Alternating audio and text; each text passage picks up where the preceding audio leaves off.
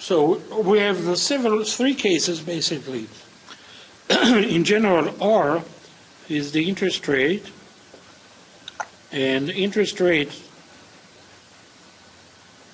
is essentially growth rate. So we are looking at RGR, the relative growth rate. And we have the following model. In other words, R, this will be true if R is positive. Okay? And the amount of money after a period of t, after t years, if the time is measured in years, is p sub 0, 1 plus r to the power of t. And what we'll do, we're going to define a as 1 plus r, and we're going to say this will be the growth factor. And if r is positive, then a is greater than 1. If r is negative, then we have decay rate, and if a is a number between 0 and 1, then we have decay factor. And that happens when r is negative. And we rewrite p of t, and then p of t will be p sub 0 a to the power of t, which is the PAT model.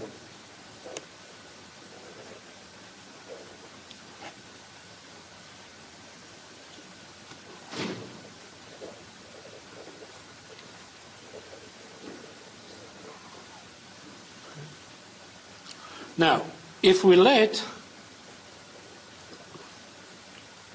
a equals e to the power of r, then we'll do a substitution, and we end up having p of t. Instead of a, we'll have p sub 0 e to the power of r t, like so, and this is the PERT model.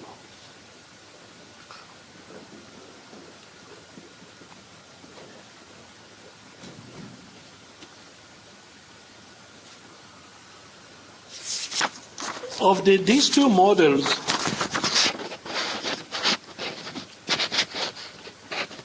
we're going to treat each one in different scenarios. For instance, we're going to say that the PAT model, P of t equals P sub 0 a to the power of t, refers to an annually compounded interest.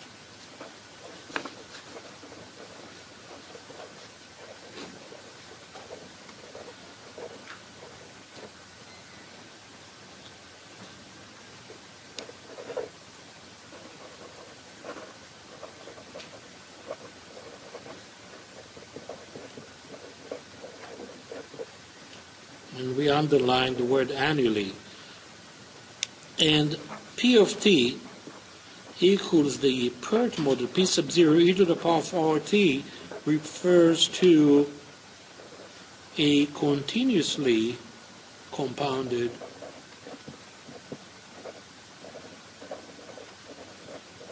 interest.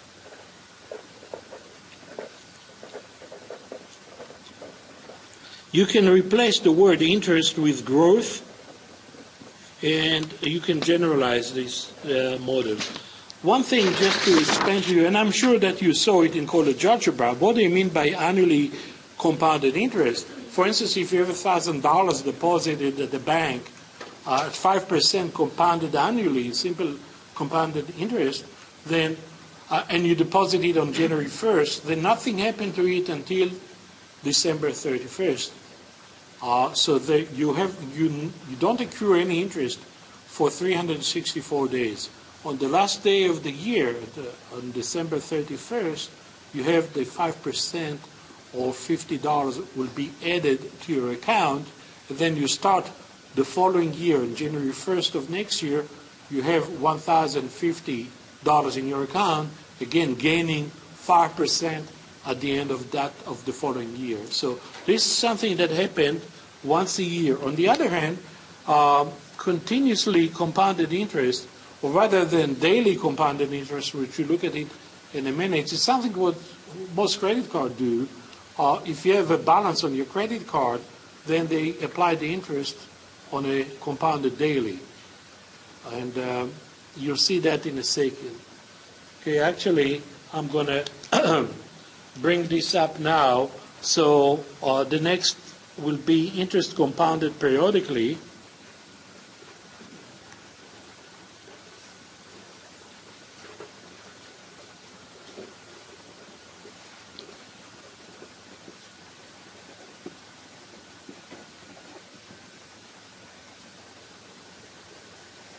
The formula for this, well, R will be the annual interest rate.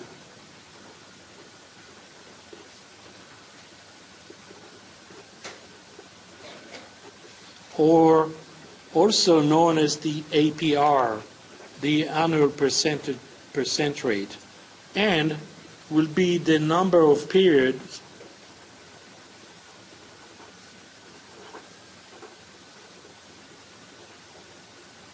in 1 year.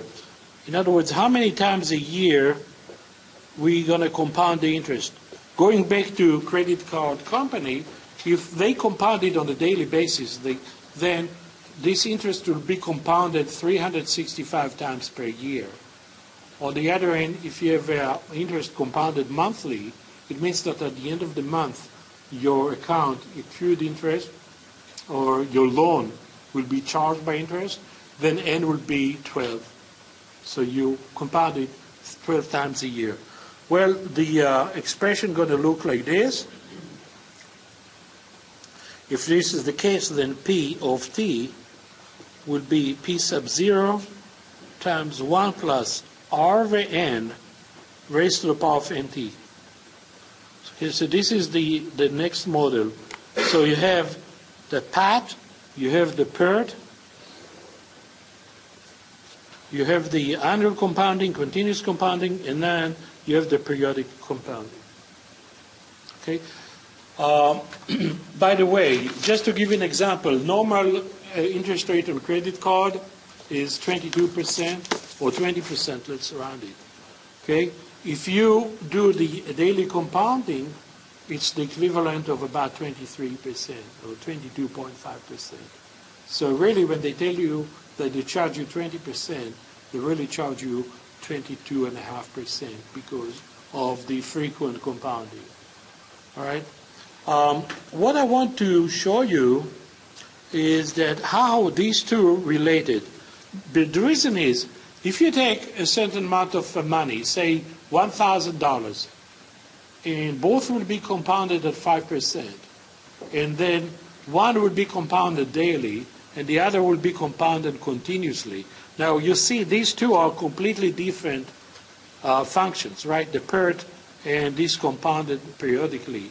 But if you do it, let's say, over 10 years, so $1,000 at 5% over 10 years, one compounded daily and one compounded periodically, will yield a difference of about few cents, about 40 or 50 cents, if you calculate it.